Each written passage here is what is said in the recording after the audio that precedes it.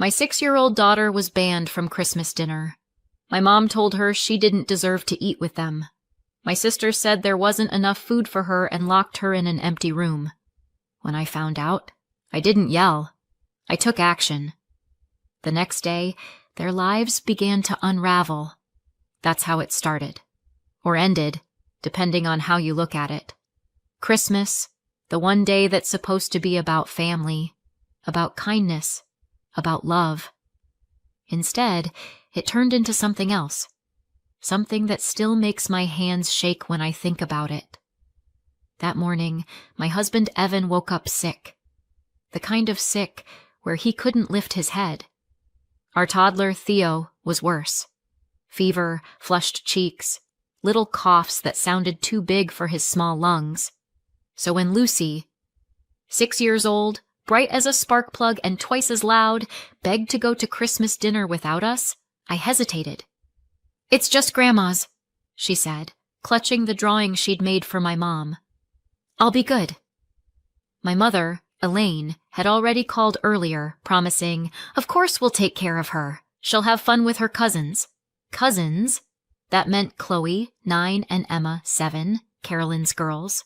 Carolyn, my older sister, the kind of woman who could turn a compliment into a competition. So I said yes, against my better judgment. Lucy put on her red velvet dress, the one she'd been twirling in all week, and left with her overnight bag. I told myself it would be fine. That's what we do, right? We trust family. Around 6 o'clock, I sent a text to check in. No reply. I waited 10 minutes. Called. No answer. I tried again. Then again. Finally, my mom picked up, sounding flustered, like she'd been caught mid-excuse. "Hey, Mom," I said. "How's Lucy?" "Oh, she's fine." Something in her tone wasn't fine. "Can I talk to her?" My mom hesitated. "She's in timeout right now." "Timeout?" "She was being a bit rude to Carolyn's girls. You know how sensitive they are. We told her to sit in the guest room until she could behave. She's 6, I said. What did she even do? It's nothing serious. She just needs to learn her place. Her place. Mom, can you put her on the phone? There was a short silence then. Not right now. Dinner's about to start. Click. She hung up. For a while, I just stood there in the kitchen, the phone still in my hand, my mind running through excuses. Maybe Lucy threw a tantrum. Maybe they were trying to teach her manners. Maybe. But none of it fit. I know my family, and when they start using words like rude and respect, it means someone challenged their control. And Lucy? She doesn't know how to play politics. She's honest. Too honest. I grabbed my keys. The drive to my parents' house was 30 miles of black ice and red taillights. The radio was off. My heartbeat filled the silence. I kept picturing Lucy, the way she'd carefully packed her stuffed rabbit, the glitter star she made for Grandma's tree. She'd been so proud, so excited. The idea of her sitting in timeout while everyone else laughed over dinner made my stomach twist.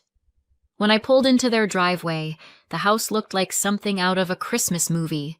Lights glowing, music faintly audible through frosted windows. But behind that warmth, something was rotten. My mother opened the door with that forced surprise people get when they've been caught doing something wrong. "Clara!" "Oh, honey, you didn't have to drive all the way. Where's Lucy?" Her smile faltered. "She's fine." Just cooling off, I stepped past her. Laughter floated from the dining room. The kind that sounds easy and full when you've done something cruel and convinced yourself it was justified. Carolyn was pouring wine at the table, her husband Blake sitting beside her, his eyes glued to his plate like he'd rather disappear. "Where is she?" I asked again. Carolyn sighed. "In the spare room." She was being impossible. Cried because she couldn't sit between her cousins.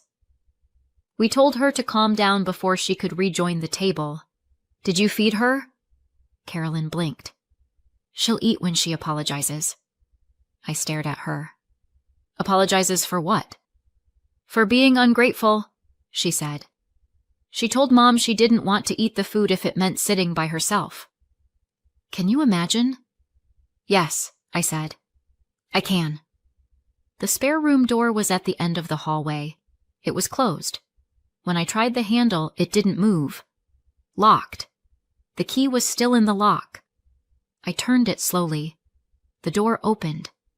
Inside, the room was dim. No light on. No blanket on the bed. And there was Lucy, curled up on the floor, her little dress wrinkled, her cheeks wet. She looked up so fast it broke me. "Mommy?" she whispered. I knelt beside her, pulled her into my arms. She clung to me like she thought I might disappear too. "They said I was bad," she mumbled into my shoulder. "They said I don't deserve to eat with them." Her stomach growled quietly between her words. "They said there wasn't enough food." I closed my eyes. Behind me, Carolyn's voice floated from the hall. "You're blowing this out of proportion, Clara." When I carried Lucy through the living room, no one met my eyes. Blake looked away. My mother fussed with her napkin. Even Chloe and Emma stopped giggling. That's what silence sounds like when guilt fills the room. I reached the door. "Clara," Mom said, her voice strained. "You're overreacting." I laughed. "Once. You said the same thing when you hit me for crying at my own birthday party." The words came out before I could stop them, but I didn't regret it. I walked out into the cold. Lucy fell asleep in the car on the drive home, still holding her stuffed rabbit. Every time I glanced in the rearview mirror, I saw her small face, peaceful but pale. She stirred once and whispered, "Mommy?" "Yes, baby." "They don't like me." My throat closed. "That's not true," I said. "They just don't deserve you." She nodded, half asleep, believing me because she needed to. At home, I tucked her into bed beside Theo, kissed her forehead, and turned off the light. Then I sat at the kitchen table staring at my phone. My mother's number was still on the screen. I called. She answered on the second ring. "Clara, if you're calling to apologize..." I hung up. The house was quiet when I woke. Lucy was still asleep, curled around her stuffed rabbit like it could keep her safe. Theo was snoring softly in the next room. The clock on the wall ticked the same rhythm it had when I made that phone call last night, the one I hung up on. I sat at the kitchen table, staring at the dent in my palm from where I'd gripped my phone too hard. Everything looked the same. The coffee mug, the stack of unopened mail, the hum of the refrigerator. But something had shifted. I kept seeing her face. Lucy's small, trembling voice. "They said I don't deserve to eat with them." I thought I'd known my family. I thought I'd understood what they were capable of. But apparently, I'd been generous. Because cruelty isn't new in my family. It's just better dressed now. When I was little, the house was split into teams. Mom and Carolyn, Team A. Dad and me, Team B. It was supposed to be a joke. "Mom's favorite is Carolyn," Dad would tease. "And mine's Clara." Everyone laughed. I did too, because I didn't understand that some jokes come with fine print. Carolyn was 5 years older, already worldly at 10, already knowing how to flatter, how to perform. She'd sit beside Mom and whisper adult things she didn't understand, and Mom would beam like she was raising a prodigy. Me? I was the baby, which sounded sweet until it meant be quiet. Dad used to shield me. He'd sneak me chocolate after dinner and whisper, "You've got a good heart, kiddo. Don't let them tell you it's a flaw." Then, when I was 9, he died. Suddenly, the house shrank. All the warmth left with him. Mom didn't cry much, at least not where I could see. She just got efficient, like she was running a business. And Carolyn stepped right into the vacancy. After that, there were no more teams. Just one. Mom and Carolyn became a unit. They cooked together, laughed together, made decisions together. I became the third person in my own family. When I spoke, they corrected me. When I stayed quiet, they said I was sulking. Once, on my 10th birthday, this one sticks, I started crying when everyone sang happy birthday. I wasn't sad, just overwhelmed. Mom hissed, "Stop making a scene," and slapped me on the arm. She told everyone I was too sensitive. Carolyn laughed. I didn't cry at birthdays after that. I learned not to cry at all. By high school, the pattern was carved in stone. Carolyn got the later curfews, the lighter chores, the new clothes. When she talked back, Mom called it confidence. When I did, it was attitude, so I kept a private record. Tiny mental notches, a secret ledger of injustice. I never said a word. I just added one tally at a time. By the time I turned 18, that list was long enough to build a wall. So I left. I got a scholarship for finance. Dad would have been proud. Mom said, "I don't know why you want to study something so cold." I said, "Because numbers don't lie." She didn't laugh. I worked my way through school, took night shifts, saved every penny. The day I paid off my loans, I sat in the dark and realized I'd never once asked for help. That's how I knew I'd healed wrong. When I bought my first house, Mom called it impractical. When Carolyn leased a new SUV, Mom said, "Good for you, you deserve it." Still, I kept the peace. Even helped Mom when she needed it, paid off bills, helped her refinance her mortgage, signed as a guarantor so she could get a better rate. It's funny, really. The same house I used to tiptoe through like a ghost, and I ended up keeping it afloat for years. Carolyn? She contributed moral support and a casserole dish. When we both became mothers, I thought maybe things would soften. They didn't. Lucy was 3 when the new version of the old game began. At Sunday lunch, she spilled her juice. Mom snapped, "You're too old for that, Lucy!" "Be careful." 10 minutes later, Chloe, Carolyn's older daughter, did the same thing. Mom gasped like she'd witnessed a tragedy. "Oh, sweetheart, accidents happen." "Don't cry, we'll get you another one." Carolyn added, "I'll buy you a toy later, baby." Lucy looked at me across the table, confused.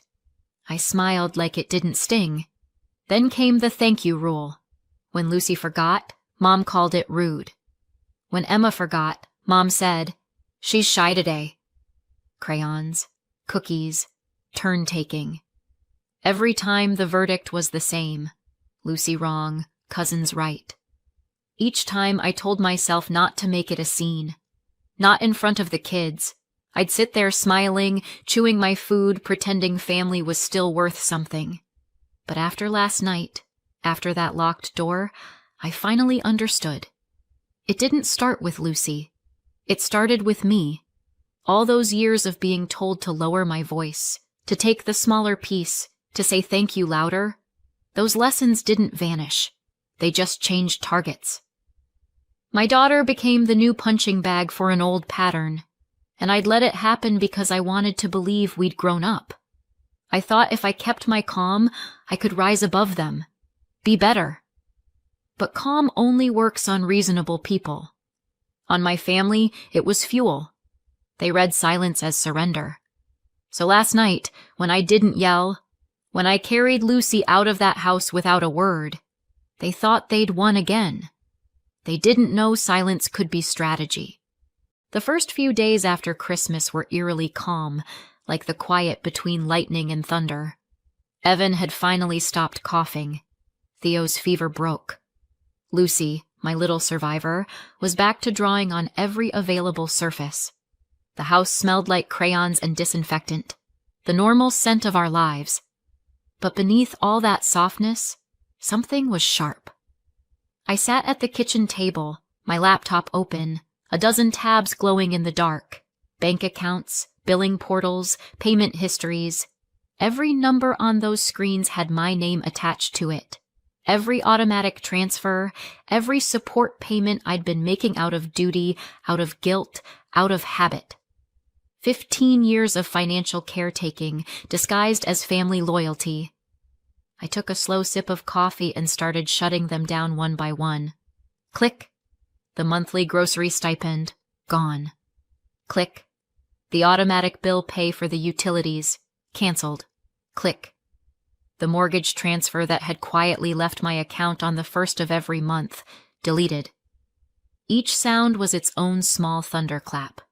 It didn't feel vengeful. It felt administrative. Like I was finally filing paperwork on a crime that had gone unsolved for decades. When Evan walked in, I half expected him to tell me I was being petty. That's what my mother would have said. Instead, he looked over my shoulder, saw what I was doing, and nodded. "Need help?" "No," I said. "I've got it." He smiled, just barely. "I figured." That was all. No moral debate, no talk of forgiveness. Just quiet understanding. By the third day, I'd finished the cleanup. Every connection between me and my mother's finances was severed. I even drafted a polite little email to the bank, just to make it official. "Dear Sir or Madam, please note that I will no longer be contributing to the mortgage payments or household expenses associated with the account under my mother's name." It looked almost professional, which somehow made it colder. I hit send and, for once, slept without the knot in my chest tightening. The first call came the morning the mortgage payment was due. The bank had scheduled it for the second since the first was a holiday. "Clara." My mother's voice was all syrup and tension. "There's been some sort of issue with the bank." "The payment didn't go through, no issue," I said. "I canceled it." Pause. "You canceled it?" "Yes." Another pause, longer this time. Then the panic started to bloom through the phone line. "You can't just—" "Clara, they'll penalize us for a missed payment. Why would you—" "Because I'm done," I said. "I'm not paying your mortgage anymore." "All this," she snapped, "because of a 6-year-old's tantrum?" The words landed like a slap. "You mean my daughter's punishment," I said. "Locked in a room without food while you all ate dinner?" She wasn't locked. She was. "You're being dramatic." There it was again. That word. Always that word. "Goodbye, Mom." "Don't you hang up on me." Click. I didn't hang up out of spite. I hung up because I'd already lived that conversation too many times to mistake it for something new. The second call came an hour later. Carolyn, of course. "Wow," she said. "Mom's in tears." "You must be proud." "I'm not proud," I said. "I'm relieved." "Oh, come on. You're really doing all this over discipline? Lucy threw a fit and She's 6. She was rude. She was hungry," I said. "And scared. But I'm sure that detail didn't make it into your version." Carolyn snorted. "You're being dramatic." "Just like Lucy?"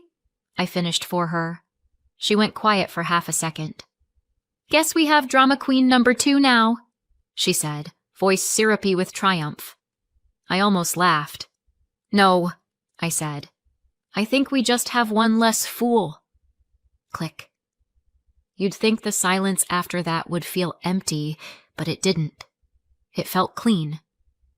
I sat there staring at the phone, half expecting it to start ringing again, but it didn't. Maybe they'd finally realized shouting into a wall wasn't productive. Or maybe they were too busy realizing what I'd actually done.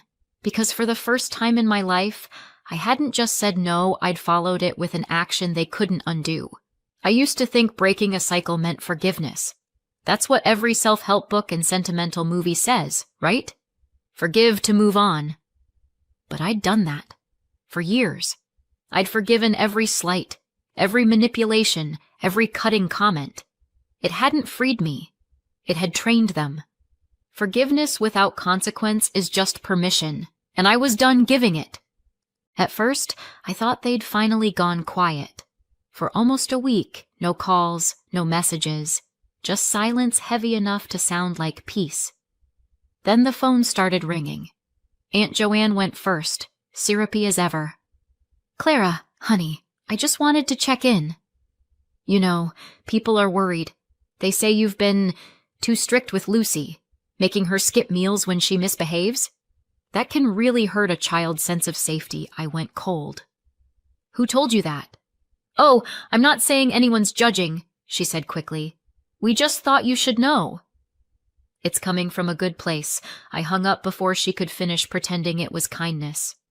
By evening, 3 more had called, each one delivering the same soft lecture. Children need to eat. You can't punish a child that way. We're only trying to help. They didn't ask if it was true. They'd already decided it was, and deep down, I knew exactly who had started it. 2 days later, the school called. The secretary's voice was polite but tight. Hi, Mrs. Hayes. Could you come in tomorrow morning? The teachers would like to discuss something in person. Something in person. My stomach dropped. When I arrived, 2 teachers were waiting in a small office. They weren't unkind, but they looked like people forced into a conversation they didn't want to have. Mrs. Hayes, one began gently. We've received some concerns about Lucy's well-being. Concerns, I repeated. My voice didn't sound like mine. Yes, the other said, glancing down at a notepad as if afraid to make eye contact. We've been told she hasn't been eating properly, that she's been isolated in her room for long periods, that there might be some stress at home.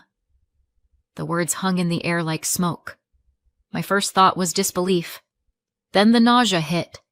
They were talking about me. The teachers looked uncomfortable. We're required to follow procedure, one said softly. So Child Protective Services will be notified. It's just a precaution. A precaution. Like a seatbelt or a flu shot. I nodded numbly, thanked them for their time, and walked out before my body could betray me. I made it to the parking lot, sat in my car, and finally broke. I didn't sob loudly. I just sat there shaking, one hand over my mouth. Somewhere, my mother and sister were probably sipping tea, talking about how I'd brought this on myself. Days passed without a visit. Each one stretched thin, vibrating with dread. I barely slept. Every knock, every car door outside made my heart leap. I kept checking the front window like a criminal expecting a raid. Evan told me it would be fine. We have nothing to hide, he said. I believed him in theory. In practice, I still jumped at the sound of my own phone vibrating. By the 5th night, I couldn't take it anymore. I called my mother. She answered on the 2nd ring. Clara. Calm. Controlled. The voice of someone who'd been waiting for this call. You called the school, I said. She didn't deny it. People were worried. People? Or you and Carolyn? A pause. Then, maybe if you hadn't abandoned your family, things wouldn't have gone this far. I almost laughed. You mean if I'd kept paying your bills? She sighed, as though I were a child refusing to eat vegetables. We're struggling with the mortgage, Clara. Families help each other. There it was, the threat disguised as virtue. So you lied to the school? You told them I was neglecting my kid? I told them I was worried, she said smoothly. Because clearly, you're not thinking straight. You've cut yourself off from everyone who cares about you. Everyone who cares about me? My voice came out quiet, steady. You mean everyone who uses me? Don't twist this into drama, she snapped. And something in me finally snapped back. You've spent my whole life calling it drama when it was just truth. You controlled me, then you tried to control my daughter. That ends now. She tried to speak, but I hung up. For a moment, I just sat there listening to the silence, my pulse roaring in my ears. It was done. The next day, I started making calls of my own. 2 relatives had been there on Christmas. The quiet ones, the ones who had watched Lucy's tears and said nothing. Both answered like they'd been waiting for the phone to ring. Yes, one admitted softly. I saw it. She was locked in that room. We thought maybe you'd agreed to it. I hadn't. I know. We're sorry. We'll tell the truth if anyone asks. That was all I needed. Proof. Witnesses. The truth they'd all tried to bury under gossip. A week later, CPS finally came. 2 social workers, one young, one older, arrived mid-morning, badges visible, expressions neutral. They were kind but meticulous. They walked through every room, checked the fridge, asked to see where the kids slept. Everything was spotless, stocked, ordinary. They spoke with Evan, then with me, then gently with Lucy. She told them about her stuffed rabbit, about how Mommy made pancakes on Sundays.